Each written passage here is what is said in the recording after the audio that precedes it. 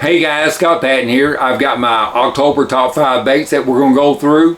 You know, October's a really fun month. I always look forward to it. That's when the water temperature's really going to start dropping for us in most part of the countries. And, you know, if you're further up north, of course, you're probably going to be more advanced than we are here. But I'm going to go through what I would, what I'm going to start with. October is still a migration month, especially early October. A lot of fishers are going to be migrating into the flats, back in the creeks.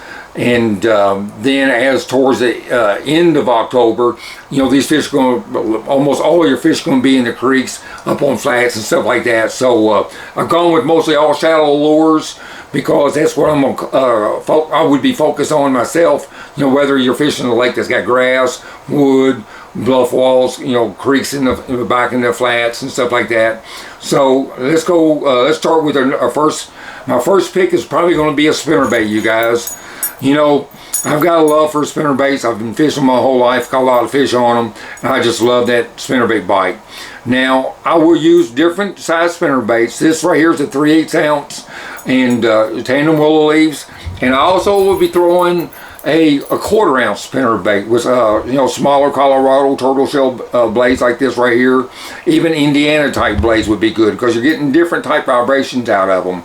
I would probably be fishing this in the a little bit deeper water, and what I'm calling deep is going to be 5 to 6 foot deep. And you can also throw this bait and burn it a lot of times. I'm talking about really burn it, you guys, just a foot under the surface, and you catch a lot of fish on it early in the morning, and on cloudy, windy days, it'll really shine for you. I'm going to throw it on a 17-pound test line. I can throw it around, like I said, I can pair little bluff walls with it. I can throw it in grass beds. I can throw it down the submerged creek channels. I can fish it around stumps, riprap, you name it, you can fish it around it. So a spinnerbait's a real good search bait, and it will be a bait for you to use anytime you see fish chasing bait and stuff like that. You can slow roll it through the bait. And actually right now in Chickamauga, I'm catching quite a few fish doing that. And so the spinnerbait is going to be my #1 pick for October, guys. And my second pick is probably going to have to be a buzzbait. Now a buzzbait is another search bait that's real good for finding fish. I can fish it shallow from 6 inches of water up to 4, 5, 6 foot deep. After that, I probably wouldn't use a buzzbait that much. I can fish it around the same type of cover. I can find fish with it, and once I find fish with it, I can catch fish with it. I'll do different colors, of course. Now, if it's a sunny day, I'll probably more likely go to more of a shad pattern, like this right here. Or I'm going to go with one with a plastic trailer on it. That is actually a Zoom Z-Crawl Junior right there, and that's a real good trailer. It's got a lot of good action on a buzzbait, you guys. I'm going with bigger blades on most of my buzzbaits this time of year because I want to be able to crank that thing really slow. I want that thing to, a lot of guys I got get out there and they're throwing a buzzbait. They won't buzz that thing across the water so fast. And there's times the fish that eat a buzzbait like that, but most of the time a buzzbait is more effective slow cranking it, keeping it on top of the water as slow as you can. Again, on this bait here, I'm going to throw on a 17, 20-pound test line, and you can throw it on braid. You guys who love to throw braid, it works well too. Now, you don't want to forget when you're talking about buzzbaits, you don't want to forget a black one, and I love the black with the gold blade. I got a little bit of chartreuse tied in this one. This is good for stained water, overcast days, especially windy, overcast days. Early in the morning, this is really a good bait to throw. And if you still like to fish at night, you can throw that thing at night and catch a lot of fish. So I'm going to move on to my third pick. And it's going to be a jackhammer. Jackhammer or chatterbait, whatever bait you guys like to throw. Another good bait, and almost all these baits are search baits, you guys. You can find fish with them, but again, you can sit there and fish the back of a pocket. You can fish a grass bed with all these baits real good. A jackhammer and a chatterbait, and that is a real good bait. I've caught I caught some real good fish last fall on this bait. One of my biggest ones I've ever caught in Chickamauga was 9/11. Actually caught it on this bait right here last fall. So that is going to be another bait that you want to have tied on in the fall fishing in October. And then I'm going to go with a frog, you guys. Now, not everybody's going to have grass baits like we've got here on Chickamauga, but you know, a frog isn't just for grass. You can fish a frog around laydowns, you know, treetops, any kind of cover. This is such a weedless bait, you know, skipping it, throwing around docks, under docks, stuff like that, you guys. This is a great fall bait. And if you're fishing lakes that don't have grass, this is probably a bait a lot of guys is not they're not fishing that often, so the fish are not seeing it. You get some, you know, you can go through some of your frogs. I use a popping frog and a regular frog, but if I'm fishing this thing off the grass, around wood and stuff like that, around docks, you can make that thing walk. You can just walk it real slow, and the thing is, it's got a real tight walk to it, so you can keep it over in a treetop for a long time.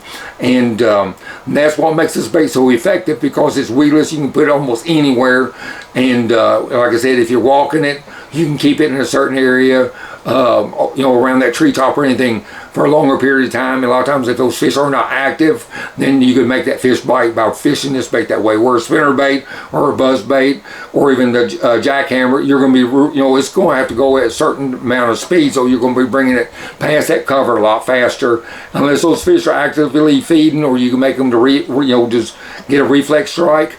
That is why I use a frog a lot in this time of the year. But here on Chickamauga, of course, we got big grass beds. You're going to fish Gunnersville, you know, Pickwick, any of these lakes going to have big grass flats. You're going to be wanting to fish this frog in October, because I can throw that thing way up on that flat and work it, and I catch a lot of big fish on it, you guys, in the fall. So if you're, of course, if you're fishing lakes that have a lot of grass, the big mats, you know, you can't go fishing without that. I like to throw it on a 50-pound test braid. I know a lot of guys like to throw it on 65, but I'm telling you, sometimes I feel like I can get that 50-pound test braid. I can sing it way further up on them flats, especially on them real big grass beds, without getting my boat up into that mat. Or especially if I see a fish blow up. So, you know, if you're not trying a 50-pound test braid on your frog fishing, you might want to try that, you guys, and see if it makes a difference versus a 50-pound test or 65-pound test.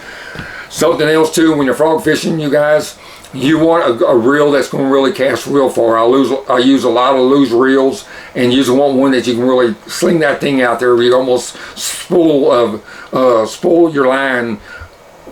You want one that's going to cast out there really far, and that way you can get way up on that mat. And like I said, there's going to be a lot of times, if you can get further versus the guy before you, you might be able to get bites that he didn't get. So a frog is my number 4 pick. And then, guys, my number 5 pick, of course, is going to be one of my favorites, and that's going to be a Squarebill. You know, I may not use that so much on Chickamauga here, unless I'm going to fish the bluff walls and stuff like that in the fall, which you can still catch fish on it, especially later in October. But if you're fishing lakes that don't have grass, you know, again, you're going to have, you know, channel banks, rocky gravel banks, stumps, laydowns and stuff like that, riprap. You know, in the fall, this is a fantastic bait, because a lot of fish are feeding on the shad. And this right here is just a normal 1.5 Lucky Craft in chartreuse shad, which is excellent color. It's good in any color water. And this is they're flats and Lucky Craft flat-sided crankbait. It's a Kelly J, and I love this bait. Actually got some suspend dots on it to make that bait suspend. Another great thing you can do with your Squarebills, whether you're fishing them in October or you're fishing them in spring. But I can make that bait go down there and crank it. I can polish it, and it just sit there. I think I got 5 suspend dots on there. Helps that bait, it'll barely just float up. And another one I use too is, especially you're fishing Tennessee River lakes, is Strike King's Chick Magnet. This is a good one. This is in green gizzard, one of my favorite colors, especially fishing on the Tennessee River. So if you guys are going to come down and fish any of the Tennessee River lakes, you're fishing around wood, riprap and stuff like that, creek channels, down middle creek channels, stuff like that, this is a bait you're going to want to throw too, because it's going to catch a lot of fish for you. Normally I'll throw this bait on 15-pound test line. If I'm going to start throwing my crankbaits around heavier cover, I'll bump up to 17-pound test line. I don't like to go anything heavier than 17, because it seems like I lose a lot of the vibration unless I'm going to a bigger crankbait, you know, like a 2.5. But most of the time in the fall, I'll stick to the smaller size baits, because there's so much small bait out there, guys. Okay, so this is you know, my top 5 picks for October, you know, like I say, most of these are search baits. You can cover a lot of water with them. And fish are going to be scattered in October, you guys. You're going to have fish that's all the way back in the creek. You know, October is definitely a migration month. There's going to be migrating further back into the creeks, all the way to the back of the creeks. And then they may even start beginning to move out towards the end of October, depending on the weather that we get. And you never know what the weather's going to be like. So that covers our top 5 picks for October, you guys. You guys be sure to subscribe and like this video. Leave me a comment. Let me know what you think. Let me know what are some of your favorite fall October baits, you guys. And let me know what some of the biggest fish you've caught in October. Like I said, last year I caught a 911 on that jackhammer. So you know, October can be a good big fish month. All right, you guys, and before I let you go, I've got September's giveaway winner where he's going to win a $50 lure pack. There's going to be a $50 pack, $50 plus. And Zach Bunch, it looks like you are the winner for this month, buddy. Hey, if you will, just send me a message on my email, or you can text me either way. I just need an address where you want me to ship this to, and we'll get this thing out to you within a week. And I appreciate it. And guys, we're going to extend this on into October. If you leave a comment, if you like the video and you're a subscriber, we're going to enter you into a drawing where you're going to win between a $50 and $100 lure pack.